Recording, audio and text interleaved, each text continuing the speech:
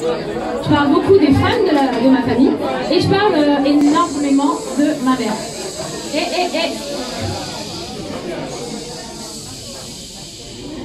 Oh, on dirait de la SMR.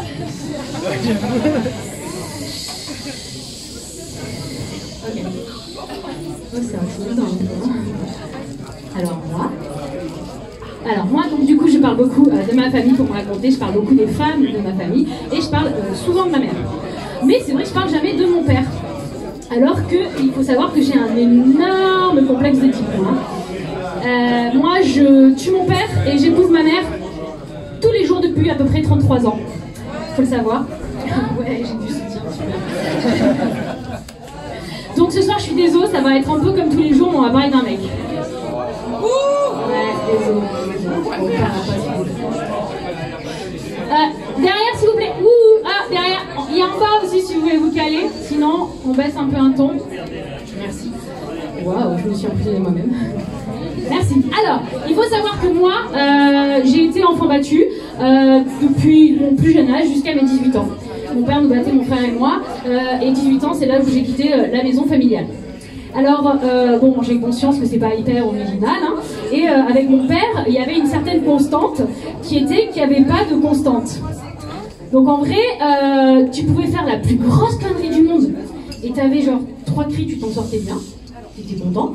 Et tu pouvais, pour un détail de merde, genre il te demandait de lui apporter la télécommande, il avait répété 2 fois et ça gavait, et ben tu l'avais pas fait, tu t'en prenais une fois.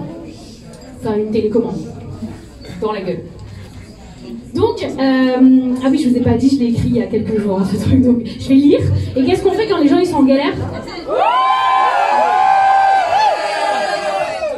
Donc, je pense que mon père, en fait, à ce moment-là de sa vie, il a dû entendre quelqu'un qui a essayé de draguer les meufs, tu sais, comme un gros bof, en mode, toi, ton père, il a volé toutes les étoiles dans le ciel pour les mettre dans tes yeux. Sauf que mon père, il n'est pas connu pour son second degré, ou, tu vois, il a pris au premier degré. Donc il s'est dit, voilà, c'est ma mission en tant que père, c'est de mettre des étoiles dans les yeux de mes gamins. Après, il a vite capté que le ciel, c'est haut. Du coup, bon, il a fait ce qu'il avait autour, quoi, comme il a pu. Et bam, dans les yeux, quoi. Bon, il a essayé. En tout cas, ce qui était une constante avec mon père, c'est que finalement, tu savais pas quand ça allait arriver, mais ni avec quoi. Donc, mon père, lui, a été légionnaire. Donc, bon, bah, il a commencé avec la base, hein, les grosses ceintures, les grosses bottines, tout ça. Et puis après, il a quitté l'armée et il s'est mis à la pêche. Là, tu te dis, ça va, la pêche, c'est tranquille. Tu vois, la canne, ça va tranquille. Donc, regardez, on l'a pris même un peu de haut avec mon frère, tu vois, à ce moment-là. Mais je sais pas s'il y a certains et certaines d'entre vous qui ont déjà pris des coups de canne à pêche. Je dirais que la canne à pêche, c'est un peu le top 1 des trucs. Tu t'attends pas, vraiment, t'as pas misé dessus au départ, hein, t'as vu les ceintures, les trucs, t'as pas misé dessus. Mais tu t'en rappelleras toute ta vie, ouais, clairement. C'est un peu le Trump des violences, clairement. Ouais. Trump, au début, tout le monde se foutait de sa gueule, et après, il est arrivé, et là, tu te dis, merde, faut rattraper pendant des décennies maintenant. Hein. Donc voilà, la canne à pêche. Non, après, j'ai aussi conscience que la canne à pêche, c'est quand même vraiment une niche de violence aussi, hein, j'ai conscience. C'est quand même assez rare hein, comme outil.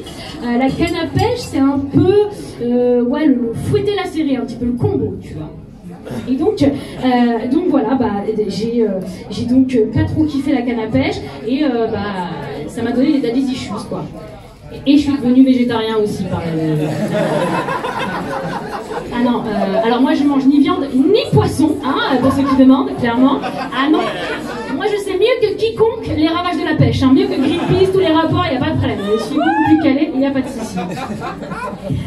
Et du coup, comme il s'inspirait beaucoup de ses hobbies, de ses activités pour utiliser des outils de violence, un jour il a arrêté la pêche et puis du coup il s'est mis à d'autres activités. Mais c'est aussi à ce moment-là où j'ai commencé à aller pêcher avec lui. Et j'ai capté aussi à ce moment-là que bah, j'étais un peu seule dans mon coin à pêcher. Et j'ai réussi tout seul, hein, comme un grand, à m'enfoncer un hameçon dans la main avec un ver de terre vivant pendant 1 heure. Donc là j'ai réalisé que peut-être c'était pas que mon père, mais je pense que les cannes à pêche ont un problème avec moi et c'est personnel. Une théorie. Hein. Donc voilà, après il a eu d'autres hobbies, hein, mon père, parce que c'est quelqu'un qui aime varier les plaisirs.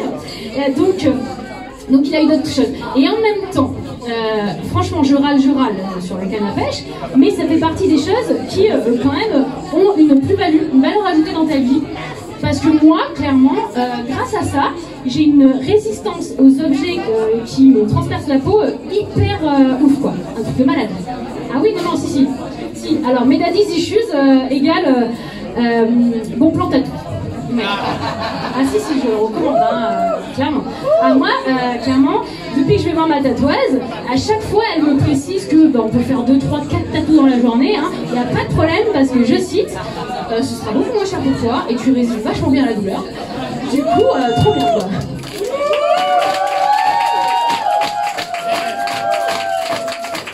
C'est ma mère qui s'excuse quand on va faire une pause. Donc le bon plan de tatou, ça va. Et puis bon, voilà, il a changé de hobby. Il a repris le foot. Il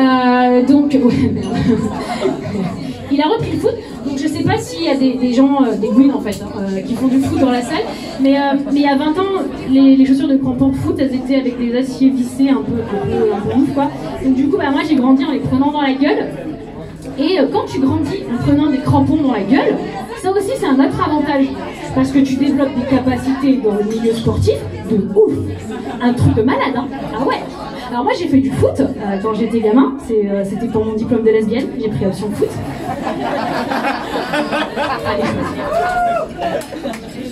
Et donc je faisais aussi option sport à l'école, histoire de pas rater bien lesbienne, je vais être bien. Donc j'ai pris option sport et j'avais beaucoup de rugby, histoire de ramener encore, tu vois, un petit peu là, c'était sûr. Et donc, au rugby, à l'école, souvent c'était mon prof de sport qui devait intervenir pendant le match pour me faire sortir du terrain parce que j'étais en pleurs, quoi, j'étais blessée et qui devait m'interdire de retourner sur le terrain jouer parce que la santé d'abord, faut pas plaquer des gens qui font 3 fois ton poids et ta taille. Et moi j'étais là, c'est le but du rugby, et je comprends pas, tu vois, le rapport, la violence, la douleur physique, tout ça. Donc, bon, au bout d'une demi-heure de négociation, il abandonnait clairement. Il me laissait retourner sur le terrain, la goutte de sueur sur la tempe, croisant les dents que rien ne se passe. Et finalement, c'est vrai que quand je me blessais pas gravement, ça l'amusait presque. Ouais, non. J'étais, c'est vrai, le chouchou du prof de sport. Ouais. C'est pas le cas de tout le monde ici, je m'en doute. Moi, oui. Mais en même temps, moi j'avais le combo gagnant. Clairement, moi j'étais partie pour gagner ce combat. Premièrement, j'étais une petite gouine tomboy, un peu chelou sur le genre, comme ça quoi. Donc déjà, on sait tous et toutes ici, c'est pas un secret, déjà t'es fort en sport, tu vois, t'es un peu chouchou du sport. Mais deuxième tuyau, ça c'est moins connu. Je vous garantis être enfant battu, c'est le combo gagnant. Oui, non, enfant battu, c'est parfait. T'es là, tu crées un dégain sur un terrain. Il n'y a pas de souci.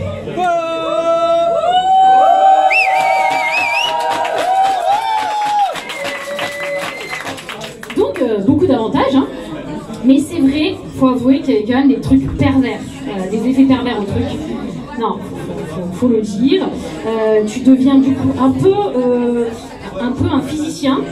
Genre, tu te méfies de tous les nouveaux hobbies et activités que ton père aime, clairement. Et qu'il y a un truc qui te fait kiffer, t'es là, wow. Tu regardes, t'analyses, est-ce que c'est facilement jetable, est-ce qu'il y a un rapport de fusée vide et tout, enfin vraiment, tu deviens un physicien, t'as 9 ans, je sais pas si vous voyez le mème de la meuf où il y a plein d'équations, plein de calculs, et elle est là, elle calcule, elle réfléchit, elle comprend pas grand chose, hein, mais là, il y a des calculs. Et ben ça c'est moi quand j'étais gamin et que mon père se trouvait une belle passion. Ouais, ça c'était moi. Et donc quand il a repris les séances de tir à l'arme à feu, là on a vite arrêté de calculer mon frère. On s'est posé quelques secondes et demie, on s'est dit oh, chaud là, next level. Là on a un peu flippé quand même, hein. Je vous avoue, on s'est dit moi c'est qu'une la canne à pêche quand même, hein. Et au final, on a assez vite changé d'avis. Même très vite, en une fois quoi. Enfin, en fait, le jour où mon père est descendu, le gun à la main, en bas de l'immeuble du quartier, défier le caïd qui venait sortir de prison du quartier, parce que il voulait défendre mon frère qui était harcelé par l'harceleur violeur du coin. Ouais, donc c'est vrai que ce jour-là, on l'a considéré comme un allié. Enfin, le gun. Ça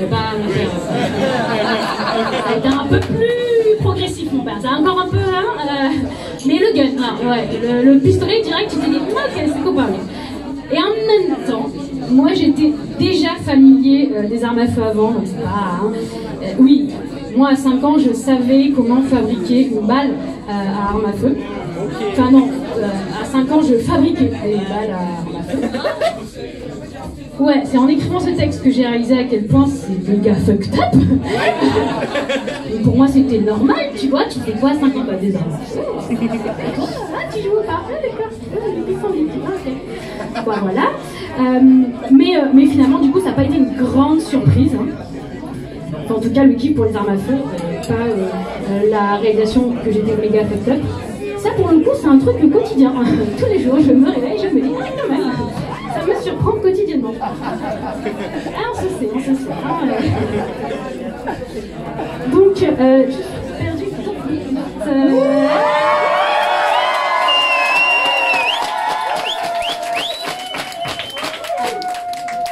Du coup, des effets pervers. Hein. Et d'autres effets pervers un peu moins attendus. Par exemple, il y a des moments, des circonstances assez safe, plutôt banales, où j'ai pas besoin de me mettre dans une situation de tolérance à une quelconque douleur, mais moi, bah, j'y vais. Là, allez, là, j'y vais. Et du coup, bah, ça devient même un peu un réflexe. Par exemple, le king, le drag. Moi, je suis un drag king qui bind. Donc pour les gens, ça vient de l'anglais. Ça veut dire qu'en fait, t'écrases tes seins pour faire genre t'as des règles. En fait, ça, c'est juste des mamans. Hein. Il n'y a rien de voilà. Bref, en tout cas, j'utilise cette technique. Et c'est vrai que moi, j'utilise des bandes de strass qui sont assez violentes et qui maltraitent beaucoup ma peau et mes seins. Alors, je suis au courant qu'il y a d'autres moyens de faire. Je connais les alternatives. Mais moi, je m'entête avec cette technique. Parce que je me dis, bon, des straps. À la base, c'est fait pour soigner, ça peut pas faire tant de mal. Puis un jour, ma psy, elle me dit comme ça, vous savez, un père, à la base, c'est fait pour aimer, mais ça peut aussi faire du mal.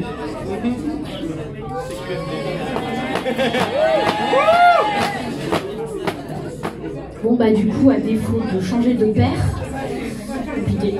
Regardez, c'est compliqué. Bah, du coup, j'ai changé de binding. Ce soir, j'ai un binder.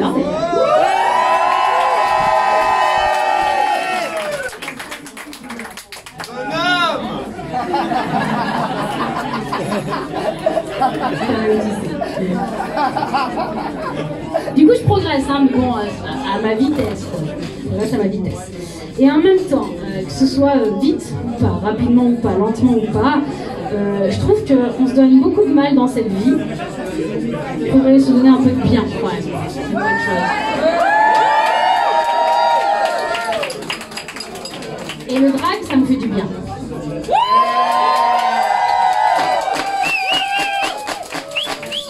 Et les drag parties, ça me fait du bien. Ça vous fait du bien, vous? Ça fait du bien de se raconter. Nous, en tant que communauté, mais en tant que personne, ça fait du bien de s'écouter en tant que communauté, mais aussi en tant que personne. Et c'est ça que j'aime dans ces soirées, c'est qu'on se fait du bien ensemble, on se fait du bien.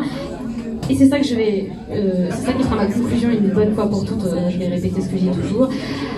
Fais ce que tu veux, fais-toi du bien et fais ce que tu dois.